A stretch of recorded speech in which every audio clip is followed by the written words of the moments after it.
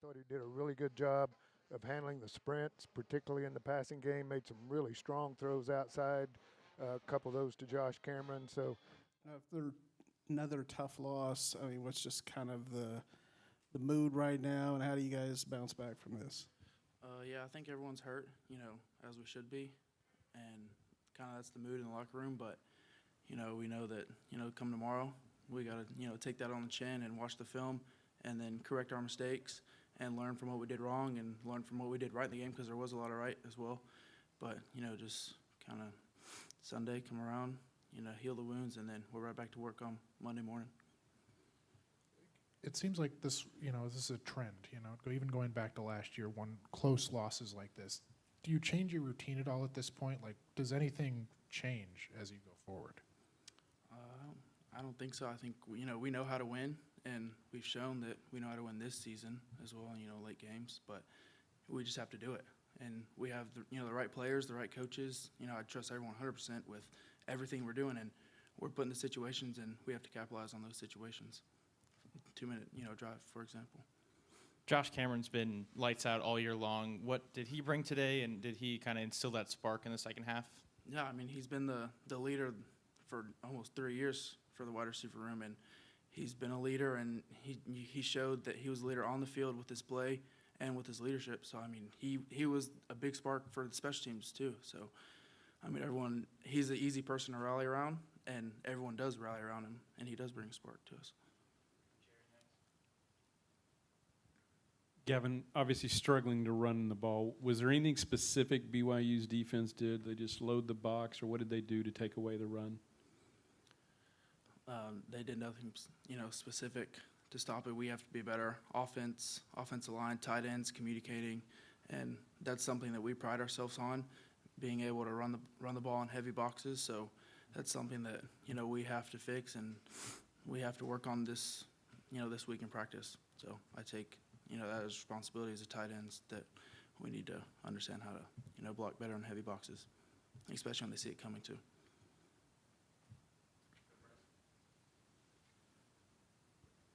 When it opens the way it does, I mean, Sawyer's first pass gets batted in the air and intercepted, and before y'all blink, it's 21-0. I mean, how do you kind of pick yourself up off the mat after that, and how can you avoid those kind of starts? Yeah. I mean, I think just starting fast is the first thing. The ball, didn't roll in our favor for the first play. It gets batted straight up in the air to a D lineman. Okay, cool. This game is a game of random events and setbacks. Coach Arena says it all the time. So I think that we were confident in ourselves, and we knew that, we are able to come back from a 21-0 lead, and we showed that we did it. We were in the fight. And so I think just the belief that we had in ourselves and our teammates and our coaches that we could come back from it, I think is what we were holding on to and believing in ourselves. Makes you feel this is different from last year? Because you obviously don't want this thing to spiral like it did last year. What's the biggest difference to you as you look at this team right now? Care factor. That's point blank. All the players care about what they're doing. They care about practice on Monday when we're just in shirt and shorts, and they care about Tuesday, Wednesday, the mental preparation in the weight room. I think it's a totally different vibe. Everyone is still bought into the team, into the coaches, into the strength staff, and there's a care factor that people know that we are a good team, and we are in chances to win. And the last two games have shown that. It's been the last drive or last play. So there's a care factor that we can do this. Have you, as an offense, rallied around Sawyer a little bit these last 3 games, and what different has he brought to the table over that span? I mean, they're both great quarterbacks, and they do great things for offense. With DQ being out, we rally around Sawyer because he's our quarterback. He's who's catching the snaps, and he's who's dishing out the ball, and his leadership, and is kind of the reason that we've all rallied around him, and his will to win. You saw him. He had blood all on his jersey, pants, knees. He's competitive, the most competitive person I know, and so his will to win is kind of what rallied the whole offense and the whole team around him. Thank you all.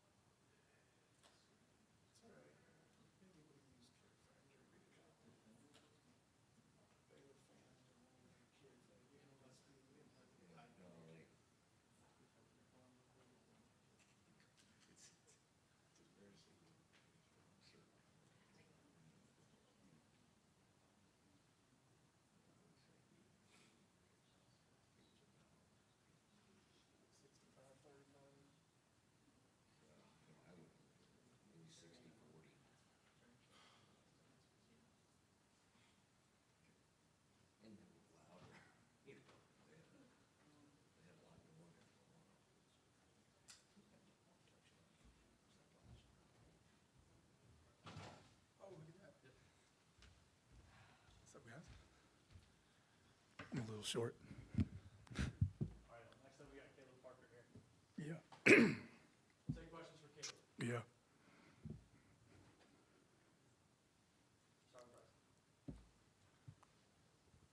Caleb, how do you guys pick yourself up off the mat after, the kind of losses that you've had the last couple of weeks? I think for us, I think our second halves have been really good. Our offense has stepped up, our defense has stepped up. And so, we know the kind of team that we are. And I think for both of those games that we've lost so far, we were obviously the better team. So we just got to start that way. We got to start fast and just play like we are, play confident, and trust that we can win because we can. Obviously, we've shown that. So go ahead. I mean, you say you want to start fast. And Yeah. That's been everybody's been saying that. How do you actually do it? Like, is there something you have to change to, actually put it into practice? It's instead of just saying it. Yeah, I think, like you said, put it into practice.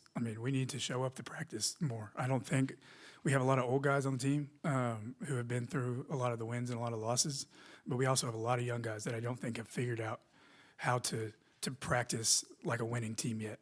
And so that's our job as the elders on the team, to really show that and represent that and enforce that.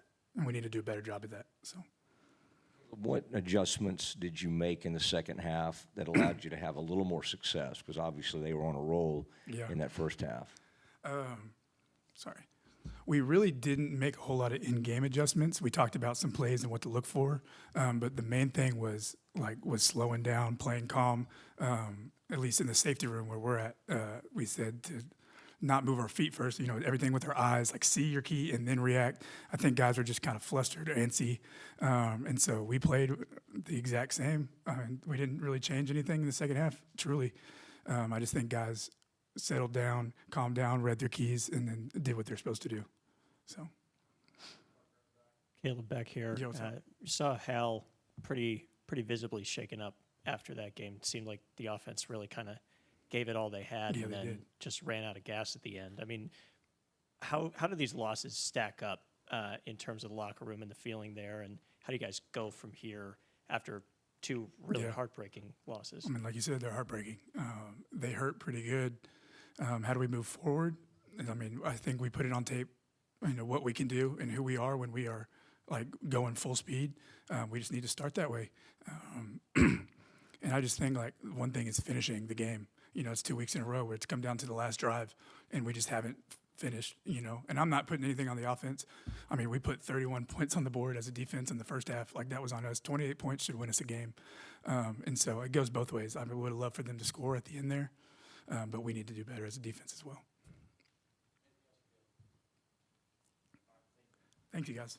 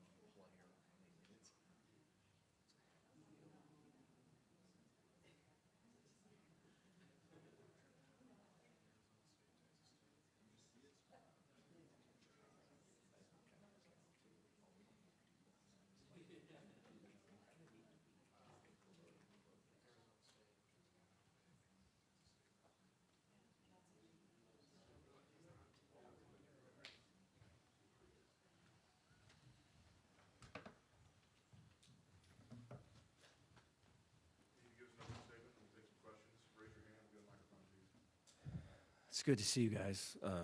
Disappointed in the start to this game. Was really hoping for better.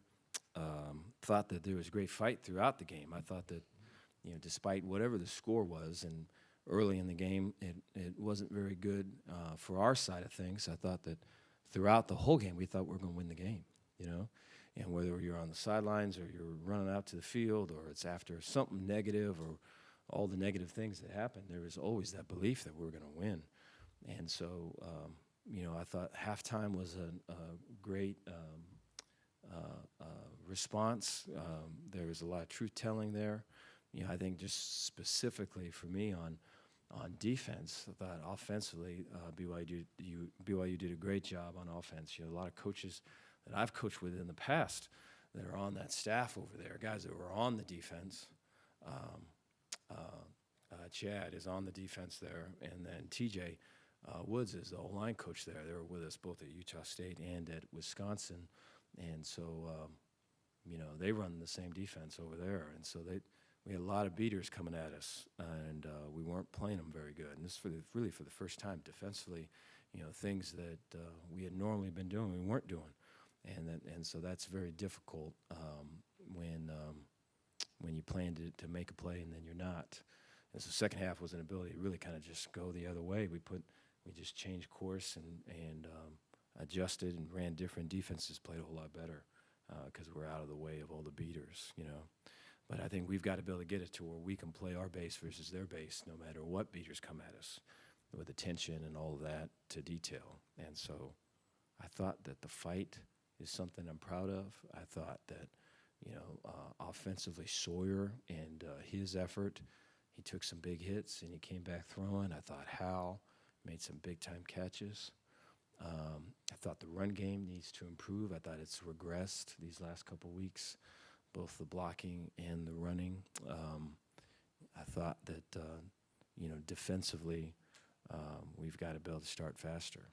And I think we've got to be able to play base. We don't always need to have a beater for their beater. We've got to be able to execute. So there's a thing of like, hey, man, it's 3-2, and you know what pitch is coming, right? You've got to be able to hit that pitch. And so I think there's a fair amount of lessons to be learned off of this and a fair amount of improvement. Take any questions you guys got. Dave, you mentioned the start. If you go back to last year, these kind of starts have been a recurring theme sometimes. I mean, do you feel like there's a problem with the approach that you guys are taking, like coming into the game, and how do you fix this? Yeah, I appreciate that. I don't think last year really has too much to do with this year. I understand the record of last year. I think this is a very different team, and I think this circumstance for this game is very different than last year's circumstance. I think we do have to play better. I think when we rep something and we walk through something and we fit something up and we do all of those things, we're expected to make those plays in the game. And when we don't, we got to get someone else that can. And we're about at that spot prior to changing the defense completely, And so we've got to way improve in that. And I take responsibility for that. Dave, back here. You mentioned kind of in that opening statement, keeping the faith almost in this program. Obviously, losses like this kind of grow some frustrations with the fan base, or whether that be in the locker room. How do you go about keeping the faith with these tough losses? And at what point, do you maybe change something up or kind of understand, when people might start losing that faith? Yeah, there's a lot of faith in the locker room. There's a lot of leaders in there, guys that believe, guys that put everything into this. We have a lot of staff and support staff that I see their families every Sunday, and I just know how much they sacrifice and how much it means to them, and how special this opportunity is, and so they fight for that. And so I think just to be around your people, you just feel empowered by them, and you feel their energy, and that helps propel you through, hard times. Coach, there were noticeably some players missing from the sideline. Caden Jenkins, Steve Linton, maybe a few others. Was they injured? Was that something else, or you know, where were they? There's a mix. There's a couple guys that are injured. There's a couple guys off the field, discipline issues, and so there's about 10 to 12 guys that were without. But you know, what I would say to that is, it's next man up. You know, we've got good players on this team. You have an opportunity to play. You've been wanting to play. Here's your opportunity to play. Let's go make a play. And so I think, you know, that all of it comes down to execution. I think, you know, I look at BYU, they're missing guys too, and they executed better than we did. Coach, in the back, you talked about the fight and how you're proud of that. You saw how emotional the players are. They clearly care. Is the fight the biggest reason you have such confidence in this team? I think we've got good players. I think we've got talented guys. I think we've got guys that can make plays when it's one-on-ones, that can affect pass protection or can block a one-on-one. I think we've got guys that can take advantage of schematic game planning, and so I think we can't lose sight of that. Despite, you know, the losses, despite the frustration, you know, these last two losses with just the way they are, you know, they can gut you. And so to stay strong and to keep everyone together and to keep moving forward, I mean, that's what I would want my kids to do. And so I think the same way with our team. How disappointed are you to be having these discipline issues? Because, I mean, you're missing some major key players that played like great last week. And so it's kind of hard to know who's injured, who's disciplined, but what's going on that you're having those kind of issues? I think it's just, I think there is always a maturity, growing up, and I think, you know, when you bring people in and you bring transfers in, I think there's always an issue of, hey, what they're used to, what their program has been, what their, I don't want to, maybe standards have been, ain't what ours is, you know? And I think to make it work for them and for us, it has to come an acceptance of what we believe and what our standards are and how we go about doing things. And I think at times that's hard. I don't think it's necessarily a good or bad thing. I think it's a growing up thing, and it's a maturity thing. And I take a lot of pride in it because I feel like that's part of the reason, it's a big part of the reason why I'm here. And it's one of the things that I want to really make an impact on. And I think this is part of the process. I'd like for it to be a little bit further along with a few individuals than it is now, but I believe in those individuals, and I want to see them succeed. Is this like a short-term thing? Short-term, yeah. Dave, you talked about the regression of the running game, only 63 yards in the whole game today. Is that something that, like, are you guys trying to be a running football team and it's just not clicking? We run the ball to get the RPOs open, you know? And so when we spread people out and they say it's 2 by 2 and there's an overhang, there's an in-man line scrimmage and a number 2 receiver out here. There's someone in between. We want that in-between guy to be more tighter to the core so that there's more space out there to throw. And when we can't effectively run it, the in-between guy isn't really in-between, or now he's more out wide, right? Now, with our 2 guys, instead of a 2-on-2, now it's 3-on-2. And so we have to change the math by running inside. And so at the point of attack, it just hasn't been what it needs to be. I'm disappointed with that. And then I thought our running backs are not running as hard as I think they have in the past. I think we've all seen what has been, and it's not right now. I'm for sure those are related, but we have to be better in those areas because I think that really is the hallmark of it. If you don't run the ball, then you're going to ask for 3-on-2s, and then you're going to get people that are just rushing the passer on you and just kind of teeing off. And so the ability to run it, right, holds people inside and gives us 2-on-2s on the outside. So it starts there. Coach, leading the way for the defense, can you talk about how frustrating it was in the first half that the offense was putting up points, but the defense just couldn't consistently get stops? Yeah, very frustrating. I think, you know, in the prep for it, there was a concern of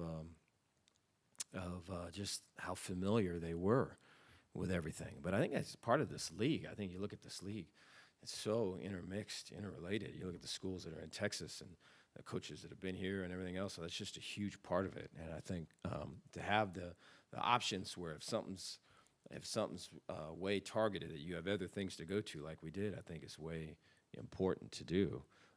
But I think, with all of that being said, just being familiar and knowing what's up and all that, we have to play through that though, right? People can know what we're doing, but we can execute still, right? There still is an execution part, and I thought that was lacking today from guys that have executed really high level prior to this. And so for us to be able to have to, adjust and call this and call that and call these other things and kind of outsmart the fox, I think that's always a part of it, but we've got to be able to play our base regardless of what comes. And so I'm disappointed that we were not able to do that in the first half. Okay, thank you guys.